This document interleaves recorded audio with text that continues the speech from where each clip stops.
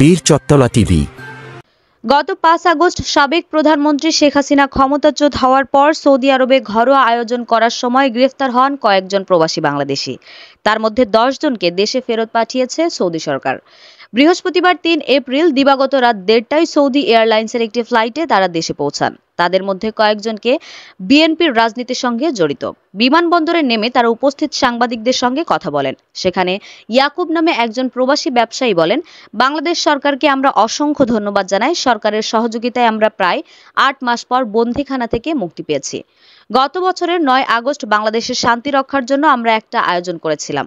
Saudi আরব সরকার বলেছে কোনো বাংলাদেশি মিছিল, ব্যানার, পোস্টার করলে তাদের ধরে দেশে ফেরত পাঠিয়ে দিতে।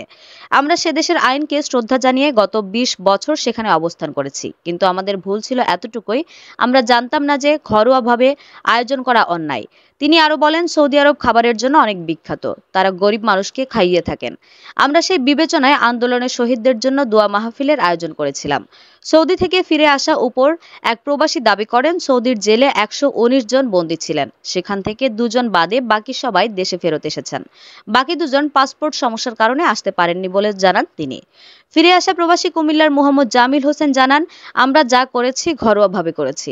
সৌদি আরবের আইন লঙ্ঘন করি নাই। সৌদি সরকার আমাদের বন্দী করেছে ঠিকই, কিন্তু সেটা আওয়ামী লীগের লোকজনের ইন্ধনে। আমরা যারা ফিরে এসেছি সবাই ঠিকাদারি ব্যবসায়ী। আমরা বিএনপির সমর্থক।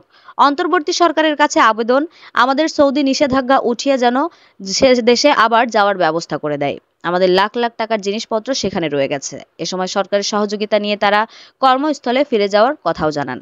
আমাদের আরো আপডেট খবর পেতে চোখ রাখুন বীর চট্টলা টিভিতে। ফেসবুকে ফলো, ইউটিউবে সাবস্ক্রাইব করুন। বীর চট্টলা টিভি।